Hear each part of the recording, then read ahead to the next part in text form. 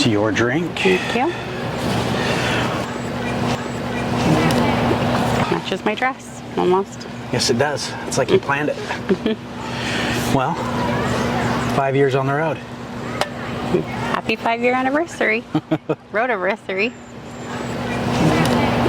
Yeah. So, yesterday was actually our 5-year road anniversary.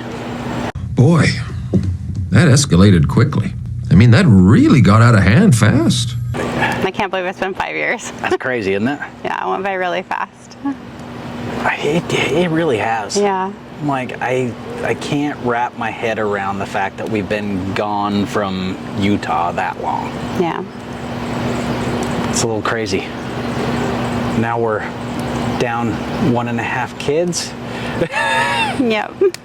And clear across the country in Maine. Yeah. Time, I don't know. I mean, time's going to pass anyway, right? But I'm glad we got to have this experience with our kids over the last 5 years. That's been special to me. Yeah. It was kind of my dream to have the kids do it with us and not wait till retirement.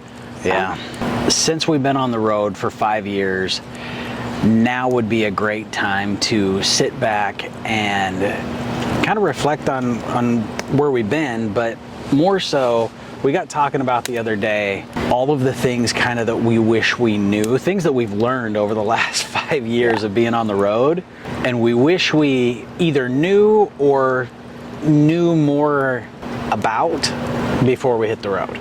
Yeah, some of the things that you just don't hear other people talking about, we thought, you know, maybe we should talk about these things. I feel like we have a little bit of experience under our belt now to be qualified to talk about it. Imposter syndrome, is that what you're feeling right now? I think you're always going to have that. But, you know, it's one of those things that you watch people on YouTube, like we're doing right now. I mean, you watch people on YouTube, and more often than not, you get the highlight reel, right? Yeah, and sometimes you just want to know what you're stepping in before you step in it.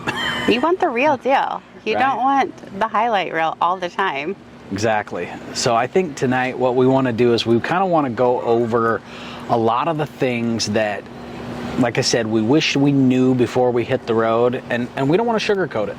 We're gonna tell you exactly how it is. And so we wrote down this list the other day, and we're gonna kind of go through it and talk about, you know, what life's really like and what you can expect if you're planning on getting the road, or if you're just getting on the road right now. These are things you're going to encounter and you're going to come across, and you know, maybe your experience is going to be the same as ours, or Maybe it'll be different. Maybe it'll be a little different. You know, no two roads are the same, right? But the first couple of things that we wanted to talk about were kind of the big picture or mentality things. Like if you're gearing yourself up mentally to get on the road, these are a couple of things that are either big concerns or just things that we kind of needed to wrap our head around a little bit. They were fears more than anything, Yeah. right? One of them, when we hit the road, was the big elephant in the room, right? The expense. You start to make money. When you make money, you meet other people to make money. When you meet other people to make money, you want to hang out with these people. But naturally, you want to spend money the way they spend money, but then you realize that you don't make the same type of money that these people make, okay?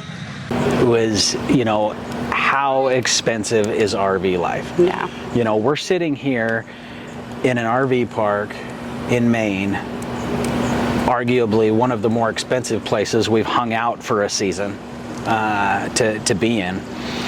And expenses are a big thing. You know, you're planning on, if you're retiring and you're going to go out on the road and you're going to be on a fixed income or a fixed retirement plan, or maybe you're not, you know, maybe you've done well for yourself and budget is less of a concern for you. It was for us.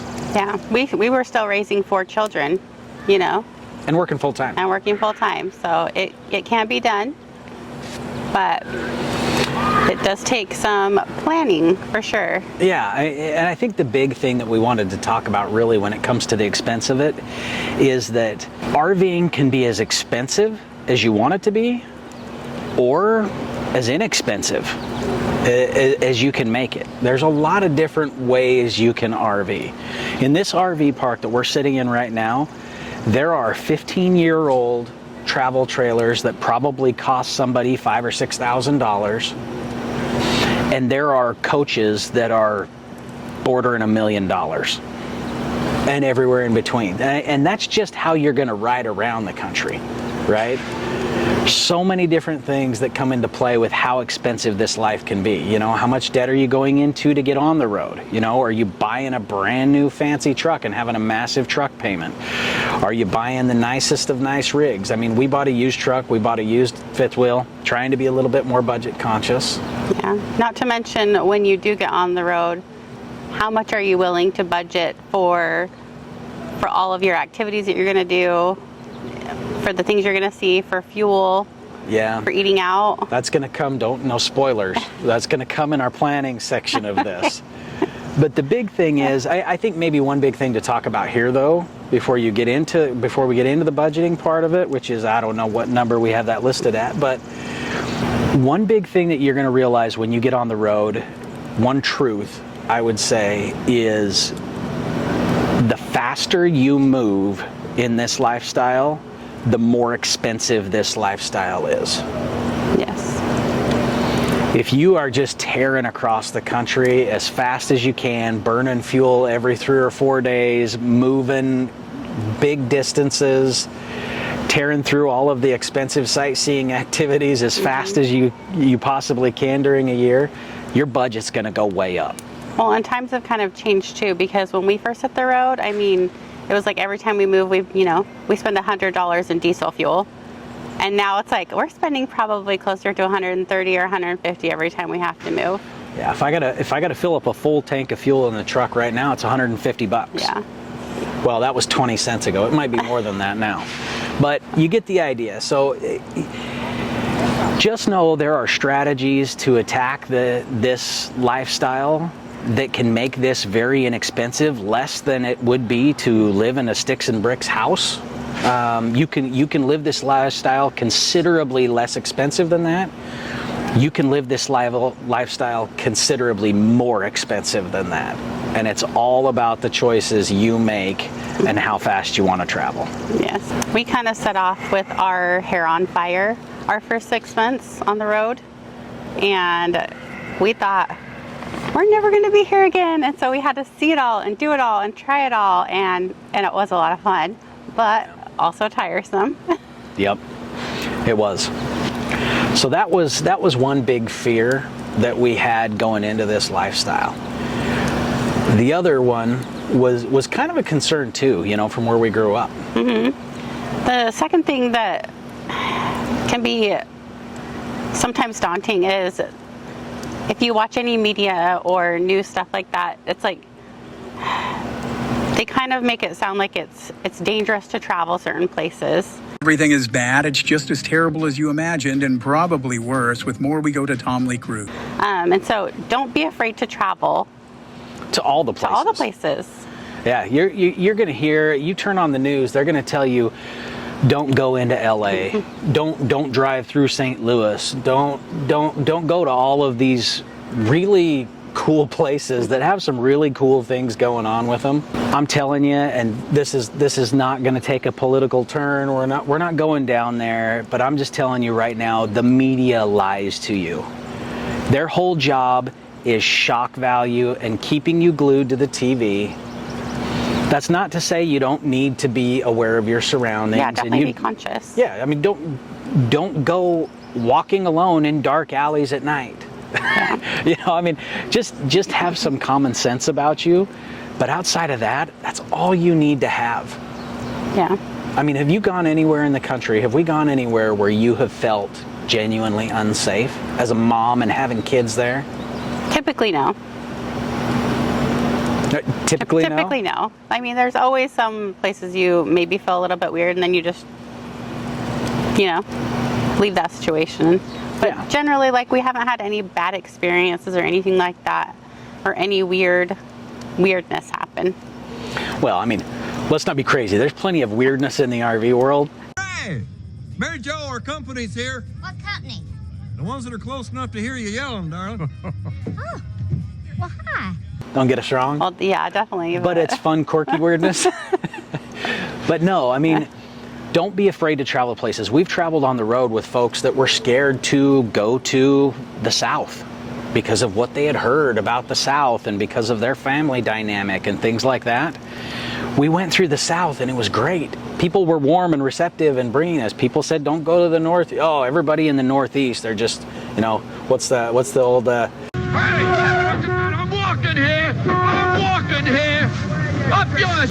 Guys, people are people everywhere, and there are great people all over the whole country. Do not limit yourself because of what somebody said on a news report. Yeah, there's no shortage of nice people everywhere you go that are willing to help you if you need you need help.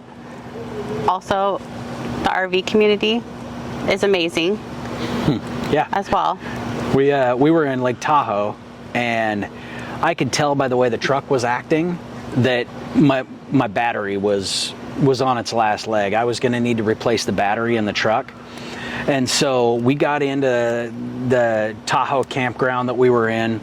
We got all set up. I told Lori, I'm like, hey, I'm running to AutoZone. I'm just going to buy that battery. We need to have that battery, yada, yada. I go out, click.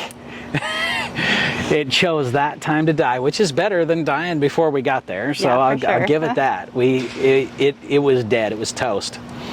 People we barely met in the campground. I had a guy that we met there toss me the keys to his truck, his $80,000 truck, and say, here, yeah, just take it to AutoZone.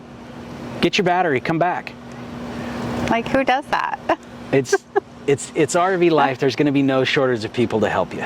But even though there's going to be people to help you, even though you don't need to be as fearful about things you've heard on the news or anything like that, it is important to have a plan.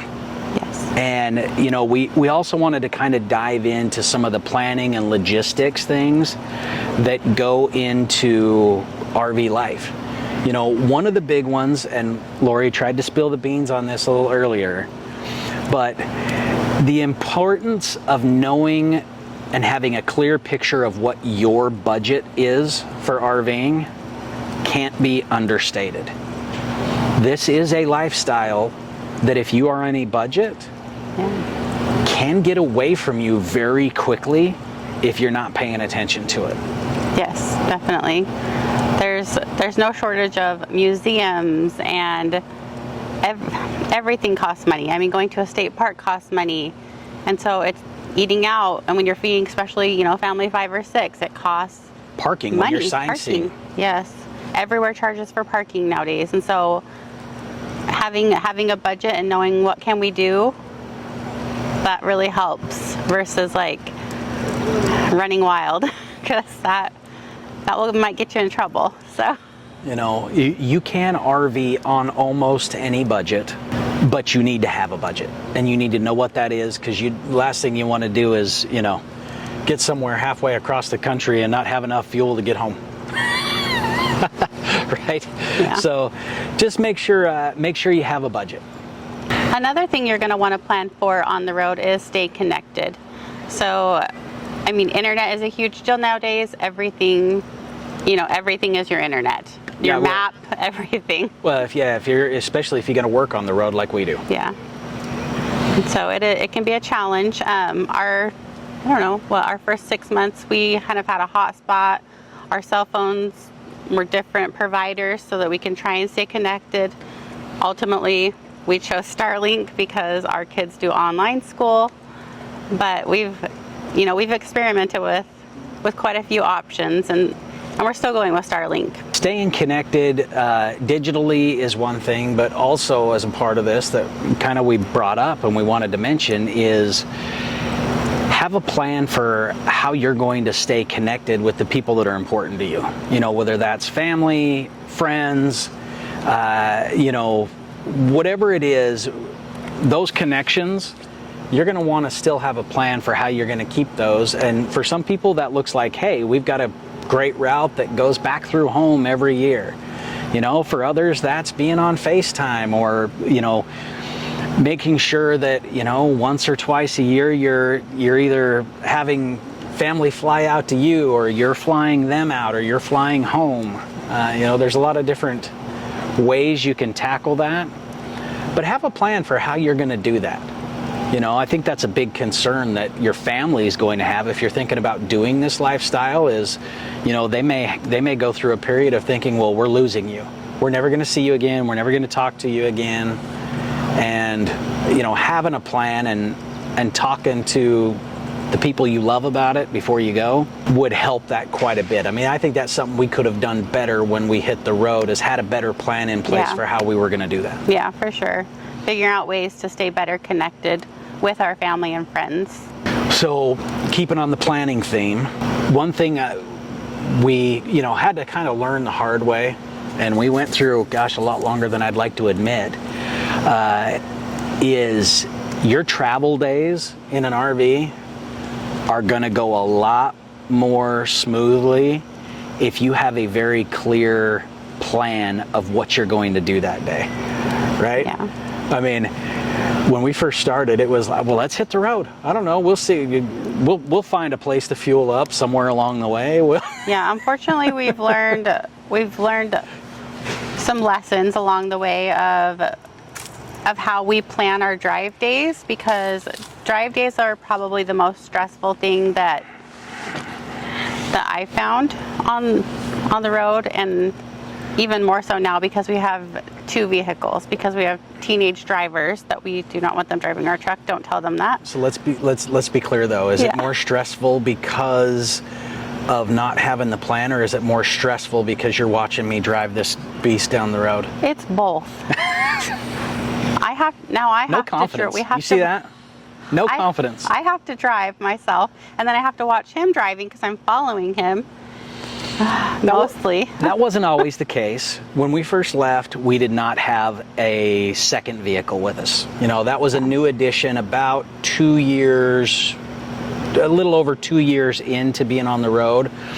We went and we were able to get our other car from back home because we got to a point where we slowed down our travel so that our older kids could get jobs in the community because they were getting ready to move out. I mean, we have a 22-year-old that lives in Utah right now that was on the road with us that needed to save up money to be able to move out, right? And they needed a vehicle to run around in. I wasn't going to have them running around in the truck. So that's not going to be a concern for all of you, but regardless of how many vehicles you have or what type of rig you're rolling down the road with, having a plan is going to make your life so much easier. Now for Lori, gosh, when you get the plan of this is where we're going to start, this is where we're stopping, this is where we're fueling. Yeah, that's probably been the biggest thing. And so especially if you have 2 vehicles, but I would recommend even if you only have 1 vehicle, have the plan in advance and have your stops. And so we know about every 200 miles, we have to get more fuel. And so we always try and plan that stop. And so even if I have to stop with the kids to use the restroom, at least we have a meeting spot to meet back up. But that's been the biggest lifesaver for us, because we have been in a few pickles where we're driving through, what is it, Texas? No, not Texas. Arizona. We were driving through somewhere. It was a long stretch of road. I think it was Texas. A long stretch of road where we didn't fuel up when we should have, and we thought we'll get a little bit further down the road, and because of that, we were pulling in on fumes to that next fuel stop. Yeah, we were worried. There was once where we stopped, and I carry a 5-gallon thing of diesel in the bed of the truck. Now. Well, but there was a time where we stopped and we put that diesel in because I was worried. I don't know, maybe we could have made it, maybe we weren't, but it was touch and go there. But have a plan.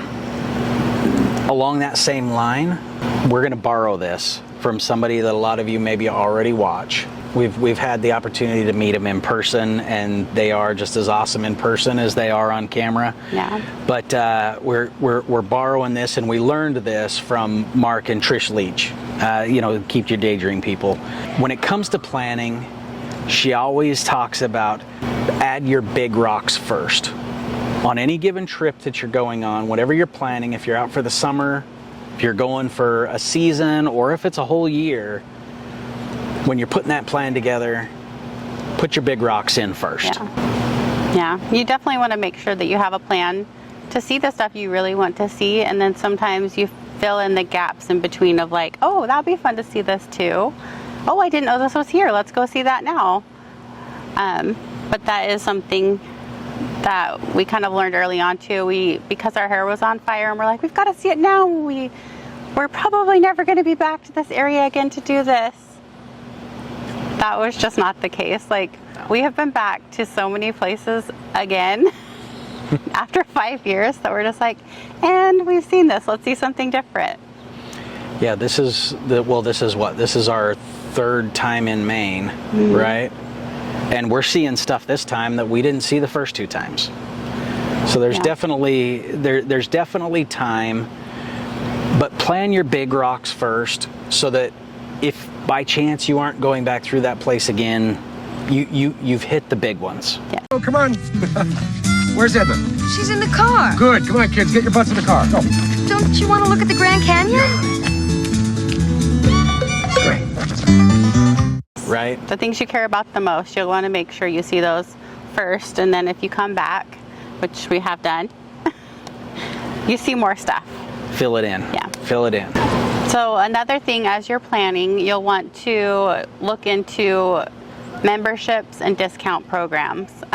When we first started, we had Good Sam, Passport America, and we did use Good Sam quite often. We saved $10 or $15 a night.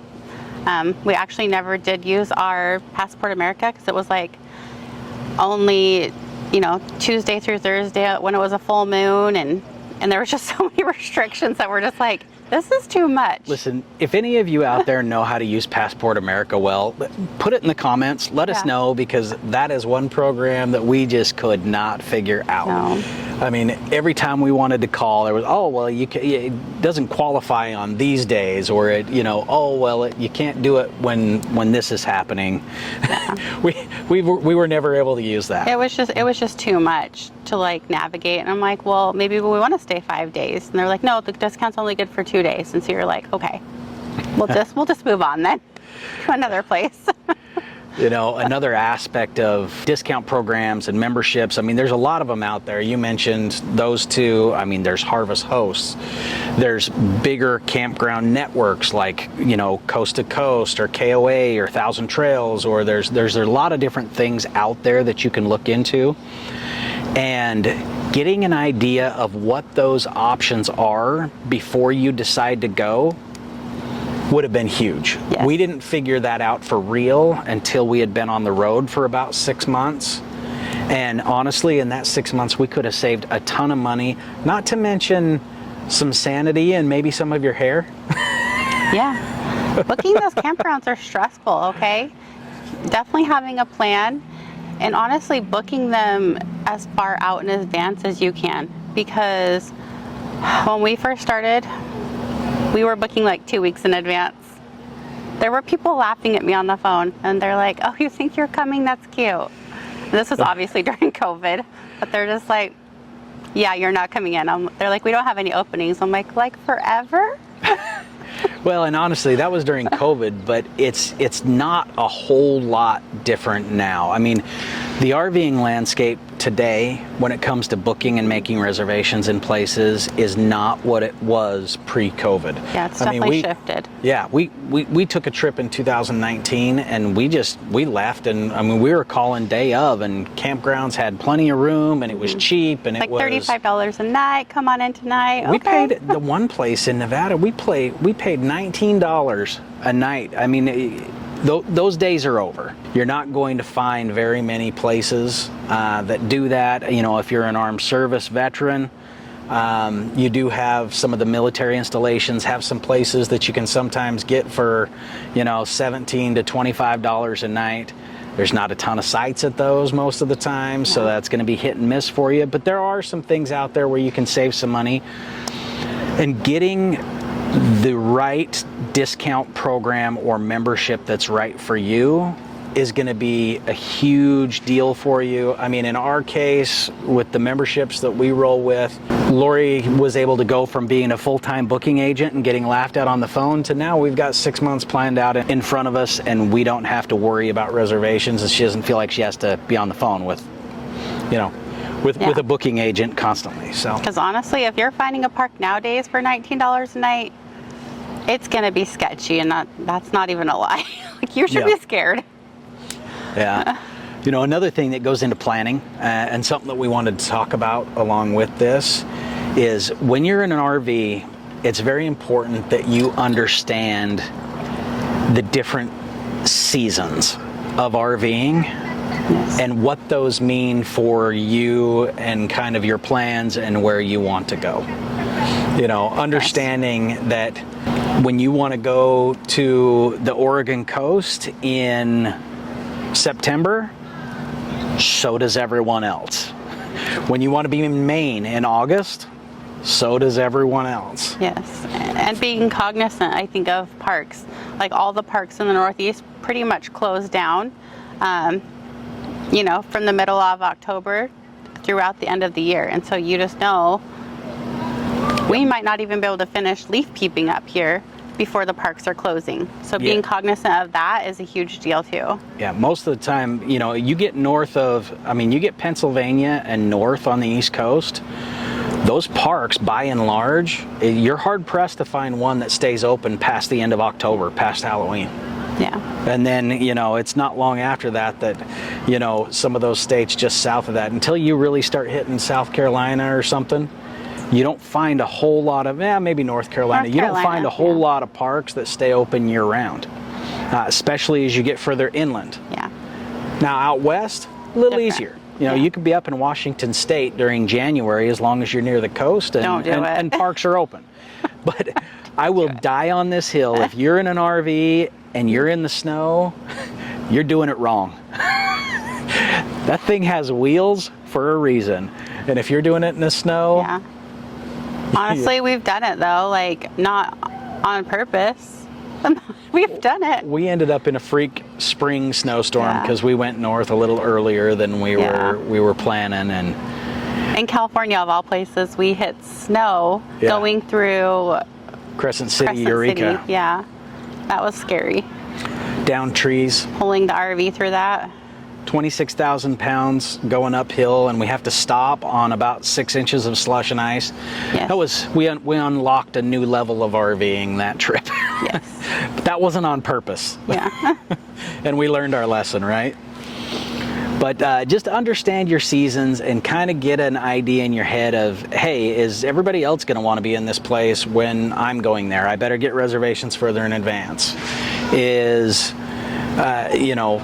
my RV set up to handle these kind of conditions? You know, different things that you're going to experience with different seasons in RVs. Just be aware of it. Speaking of RVs, the rig you choose really does matter. And in some ways, maybe it doesn't. Or it doesn't. Right? This is kind of a back and forth argument when it comes to RVs and traveling. The type of rig that you travel in is going to change your experience on the road. And so knowing what kind of experience you want to have on the road comes into play here. We chose a 43-foot bunkhouse fifth wheel model because we were a family of 6. We needed the space inside.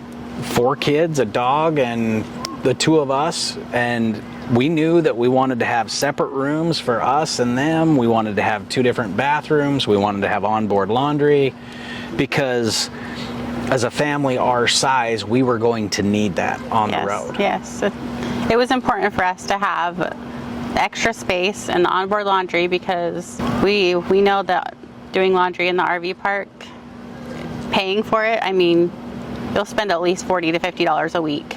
For our family size. For our family size. Yeah, for washer and dryer. You're $3 to wash, $3 to dry. It and then really if you got adds 6 up. people, you know, that's, you know, we've had to replace our dryer. Our dryer, and there's been times where we've done laundry outside of the rig, and that's how we know. But, you know, but if you are a retired couple, you know, that drastically changes, because having a rig our size, when we get set up somewhere and all 5 slides are out and we've got all sorts of room and there's headroom in there, you feel like you're, you know, in an actual space, not so shoeboxy. That's great, but it's not all great. It comes with drawbacks. Yeah, there's always going to be You know? drawbacks. I think, you know, on travel days, it would be nice if we had an onboard bathroom, so we don't have to stop and go to the bathroom every time that someone has to go, because someone always has to go like an hour into the drive, and you're like, can we not hold it? Excuse me, may I go to the bathroom first? Yeah, so, you know, I'm jealous of those Class A folks that, you know, they can just get up and wander back to the bathroom and then come back and sit down, and you never have to leave the road, right? Yeah. So there's trade-offs when you're looking at what type of rig you want to purchase. And honestly, we're talking about this right now as our 19-year-old is getting ready to hop out and be on her own. Sorry, I didn't mean to bring that up. It's gonna cause some feels. But as she's getting ready to move out, we're going from starting as a family of 6 now down to a family of 4 on the road. And now it's a real kind of option for us to say, do we want to downsize this a little bit? Because pulling 43 feet, I mean, there's plenty of state parks and national parks, different things that we just simply can't, we don't have the option to go in and camp at those parks because of our size. You know, when a lot of these places were built, they just were not built for rigs this size. And so you got to really kind of, your journey is going to evolve as you're on the road. But keep in mind, don't get into analysis paralysis, because no rig, I don't care who you are, I'm looking at you Airstreamers, which I want to be one of someday, but no rig is perfect, okay? Every rig is going to have some sort of give and take, some sort of plus and minus. So just make sure that the rig you choose checks all of your big boxes and hit the road. You know, the more and more you use whatever rig you have or choose to purchase, you're going to find out what you do like, what you don't like, and you know, maybe by the 2nd or 3rd or 4th rig, you'll find something that, hey, this is where we want to this is where we want to be. Enough planning. Well, we've talked about all of the plans you need to make. I mean, we can sit and have a hour-and-a-half long video on that kind of stuff.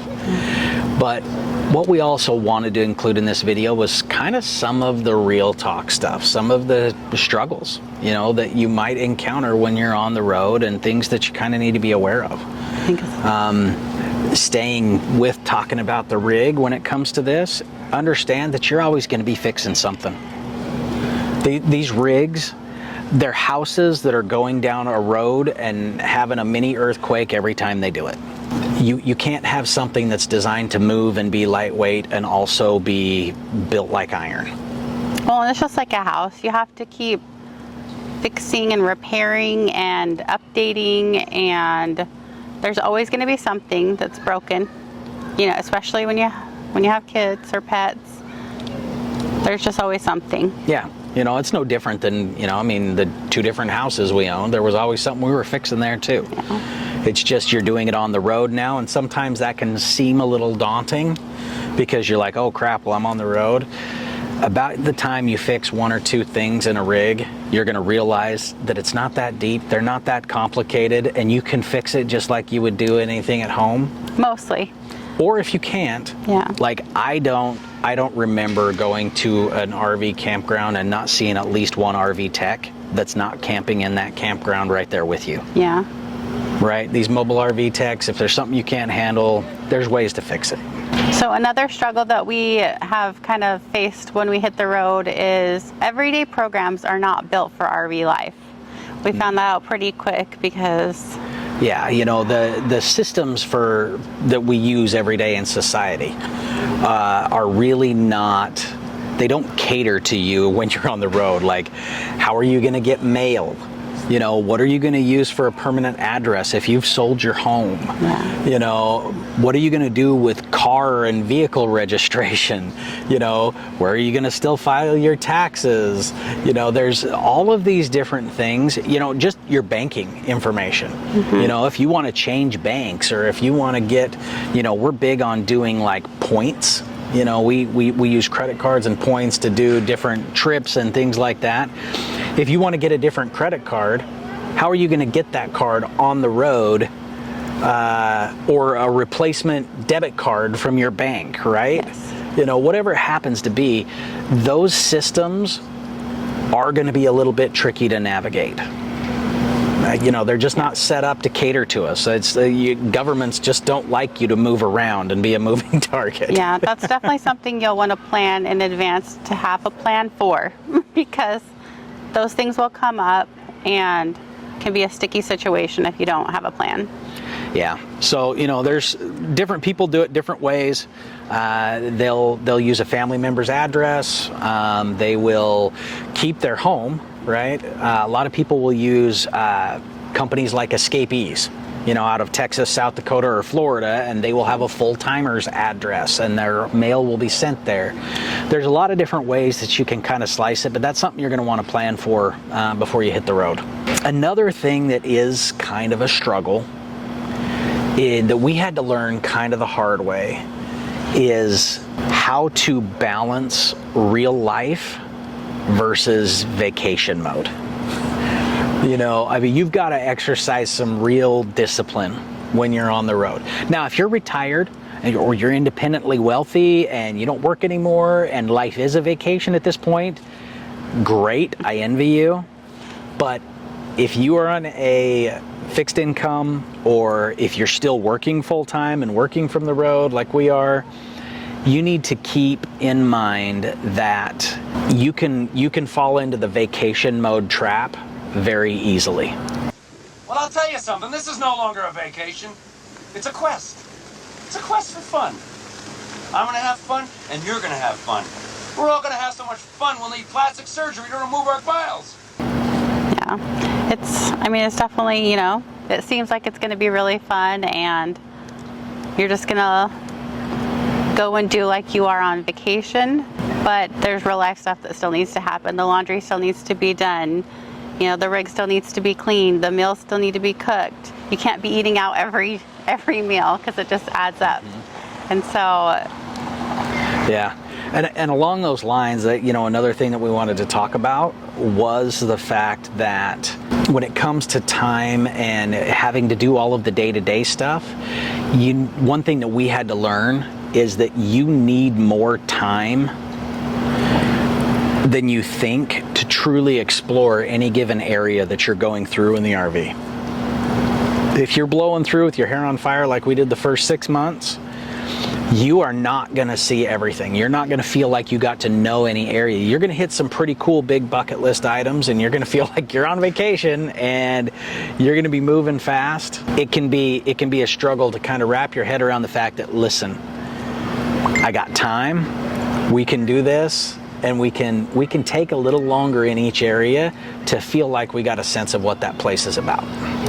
Yeah, I think for us right now in the stage of life we're in, because we're working, because we have kids that still have to do school, we have to devote the real life stuff, and we have to make time for it, and then we have to plan all the other stuff that we still want to do. So we know that we probably need even extra long in that place to actually do and see what we want to do there. And another big thing that goes along with that and everything that you want to do and see in an area and how fast you move is that burnout is real. Like that is one thing. When you hit the road full time, you're going to go out there in the first 6 months and you're just going to be like, this is the best thing ever. I'm never going to stop this. I'm never going to get tired. You just don't know when to give up, do you? I can do this all day. I don't care how many times I have to tear down and set up the RV. This is amazing. It's all still new at that point. You're just like still so excited. You're going to hit a point where that is just not, you're going to hit a wall. And you need to be mindful of it, and give yourself some space and give yourself that time to get set up somewhere, especially if you're in a 43-foot fifth wheel with 5 slides and 5 rooms of stuff that need to move every time you pull those slides in and out, right? Yeah. So the more you have to do that, you're gonna get a little burnout, a little fatigued of that tear down and set up situation that you're doing. I know for us, if we've had a travel day, we know that we are not going out to explore that night. because it's too much. Like the stress of the travel day, and then having the pressure to hurry and run out. At least with our setup right now, maybe if we were in like a Sprinter van, you know, it wouldn't be that bad. But we're not. You younger or older couples that's just a couple and you're rolling around in a little Class B van and just zipping in and out of places, maybe that's different for you. Yeah. But keep in mind that pace matters, and you're going to hit that point where you're going to feel a little burned out. But if you change the way that you travel, you're going to push through that, you're going to get through it, and it's going to be very enjoyable again. You just got to be willing to adjust how you travel, really is what it comes down to. Along those lines, the other thing that's kind of the struggle, the last thing that we kind of wanted to mention here is that now being on the road for 5 years, this happened a lot sooner than 5 years, but now being on the road for 5 years, this is our new normal. Yes. This is the new normal for us. Just like when you're in a house, you get sick of being in your house. You need a vacation from your house. You need to go on a cruise, or you need to fly to Europe, or go to Hawaii, or go to Disneyland. You need to get out. Just something different than what you're doing. Even though you might be in a new place, your rig is still the same, and so you're like, oh, I'm still at home, you know? Plan for that. We happen to have the benefit of a couple of programs that we use to RV. We get to, part of that lets us do kind of some vacationing, and so it's something that you need to plan for, whether that's getting out of your rig just for a night or two and going to a hotel so that you can, take as long a shower as you want. And have the hot water not run out. Yeah, or to have a bathtub. Yeah. It's whatever it is, you're going to need a little bit of a break as you're on the road. Speaking of the way that we're traveling, one thing that you're going to want to prepare for is there's kind of a paradox a little bit. When you start RV life, just keep in mind you need a lot less than you think you need. This is our new house for the next 3 years. Guys, this way. Come on, Bruiser. How much stuff did I just throw out today? We've been on the road. We're still learning this lesson five years in. Yeah. You collect a lot more stuff than you think you're going to collect. And then obviously you bring the stuff you think you're going to want and need when you're on the road to be comfortable, but then it just really adds up. And so if something comes in, try to make it go out, but it doesn't always work that way, especially when you have teenage girls who want every piece of clothing. Yeah, well, and just when you're starting out, listen, you don't need everything that you have in your house. You don't. If you really have this deep-seated need that, everything I have in my house, I also have to have in an RV, you may want to examine the length of time you're going to spend on the road in an RV. Because the beauty of this lifestyle is the simplification.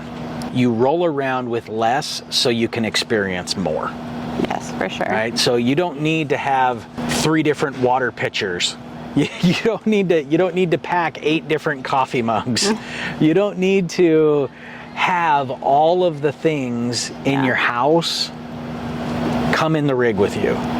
Yeah, it would just be too much. Yeah. But here's where the paradox comes in. Because saying you don't need as much, that you need less than you think you need, you also, in some cases, need more than you think you need. Right? What? Bro, what are you talking about, man? A big one is, that we find out all the time is time itself. When you're traveling in the road with a great big RV, when we plan on our travel days, whatever the GPS says, and I use truck maps, so it's assuming you're in a big vehicle, whatever time that GPS says, for every 3 hours we're going to be on the road, we add another half hour to that. At least. because you're going to have fuel stops, you're going to have bathroom stops. You're probably going to want to stop for lunch. You're either going to stop for lunch, or you're going to get caught in traffic, or give yourself, you need more time than you think you need to do stuff. Along with that, you also need more patience. Yes, a lot more patience. You need more patience, and you need to schedule rest days. You need more rest days than you think you're going to need. Yes. Going back to the burnout thing. Yes, if you choose not to take those rest days, it will catch up to you, and you will experience the burnout a lot quicker, I think. So you need less than you think you need, but you also need more than you think you need. So if that's not confusing at all, or is confusing, I don't know. Yes. Yeah. The last things that we kind of wanted to mention a little bit were more kind of personal and family related. You know, one big thing is maintaining your health on the road. You know, shoot, when we got on the road, I'm embarrassed to admit this, but we hit the road, and over the first, I'd say probably year and a half on the road, I gained 40 pounds. You go to all the places, you want to try all the food. I mean, there's part of it. It's part of traveling, is you want to see the different cultures and try their different food. And there's not a plate of food in all of Louisiana that I didn't want to eat. Okay, it's that good, and you're going to want to do that, and you're going to want to experience that. But you're going to want to build in time to take care of yourself as well. Whether that's getting Anytime Fitness or Planet Fitness or Gold's Gym or any of these national chains that are out there. Getting something where you can get some exercise. A lot of people just do it right in the park. You know, the 10,000 steps a day. You know, get out and move and explore and take care of your health on the road. You know, another personal or familial kind of thing that we had a concern with, and a big concern of yours going on the road, was the kids. Yeah. How they were going to kind of handle it, how it would be leaving, you know, all the people that they've kind of known and grow up with and their friends. And it was not an easy decision by any means to take them out of school, traditional school anyway, and away from their friends. Yeah, it's something that we really kind of struggled with how are they going to handle that? How are they going to take it? And in our case, and this may not be the case with everybody, but you know, in our case, our kids have really loved it. You know, they really have kind of gotten into it, and we've had some conversations with them that, you know, I mean, we've had moments where they've said, gosh, I'm so glad we're out on the road because, hey, I'm in contact with so-and-so that I knew from back when I was in school, and man, they're really doing some sketchy stuff right now. Yeah. Right? And I don't know if I'd be doing that stuff with them if I was still there. Just be in tune with your kids and with your family situation, and understand that dynamic's going to change a little bit. And in our experience, it's changed for the better.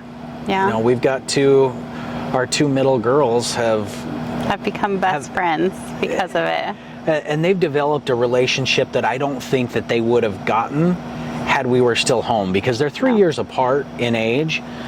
And when you're 3 years apart in high school, you're not hanging out with that sister. Yeah. You know, you've got your own friends as a senior in high school. And you, as a freshman in high school, you have your own friends, and you go your own ways, and you may see each other at home. That's not to say you're not going to love each other and be a good family at home. It's just they got to spend way more time on the road together and becoming friends than they would have if we'd have stayed in the house. And honestly, it's all of our children. All of our children are so close because of it. We are, as parents, are closer with our kids. I feel like we get to spend more time with them doing stuff that otherwise in a house we probably wouldn't have got as many experiences to have those moments with our kids. Yeah. So it's been amazing. It's turned out really well for us, but just be aware that that's something you're going to have to tackle on the road. Yeah. And lastly, and I think this is one of the funnest things about being on the road, and now that we're here, gosh, we've gone through 20 of these things. Hopefully it's getting pretty dark out here. Yeah, hopefully you can still see us. Hopefully you can still see us, or you'll just, have two voices coming out of a black screen. Who knows? Maybe that's it. Maybe that's better when we're talking about this half of the camera. That's just black over here.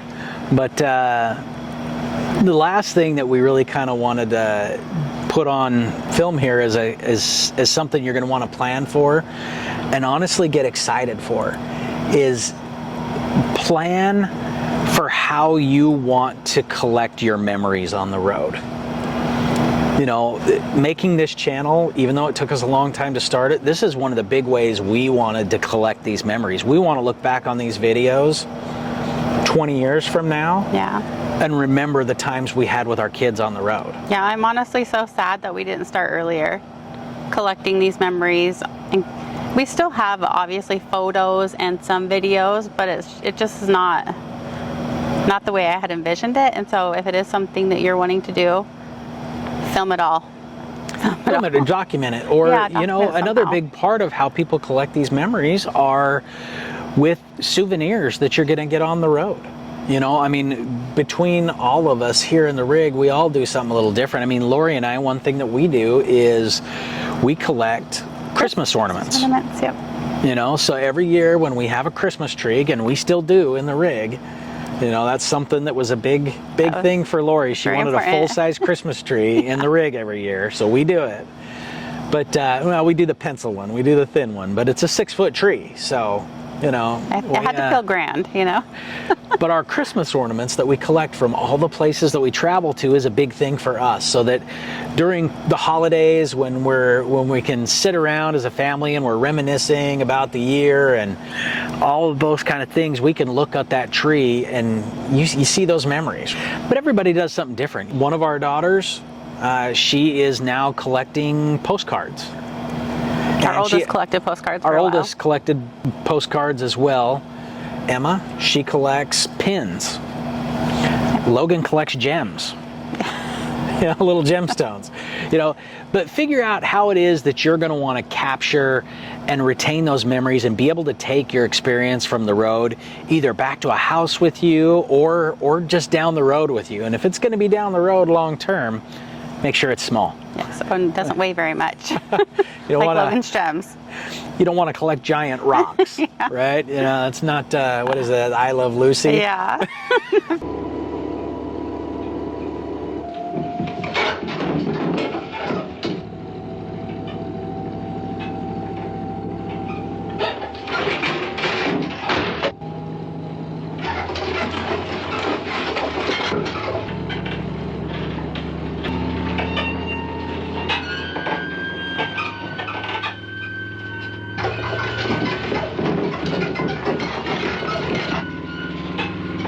Yeah, there you go. Don't take it from Lucy. Don't collect big rocks. We wanted to, as we were sitting thinking about the last 5 years, we really kind of wanted to make this video and kind of share it for any of you who are thinking about going full-time, what it is that we had to either learn on the road or what we wished we would have known before we left. I'm sure we left some things out. Any of you that have been on the road or are thinking of going on the road, if you can think of anything we've left out, drop it in the comments. We would love to hear what it is that are your biggest things that you've learned since being on the road. Yeah, for sure. Yeah, let us know, because we always love to hear what other people have struggled with or the things that have really worked for you, because, you know, sometimes we all need all the help we can get. Yeah, 5 years in, we haven't learned everything. Yeah. But anyway, thanks for joining us, and we'll see you guys on the next video. Yeah, it's been fun. See you next time. Thanks so much for watching. If you missed our Boston video, we'll link it right here. If you enjoy RVing and travel content, please like and subscribe. And stay tuned next week for our 5 favorite beaches in Maine. Thinking about going full-time? What's your biggest question? Let us know in the comments.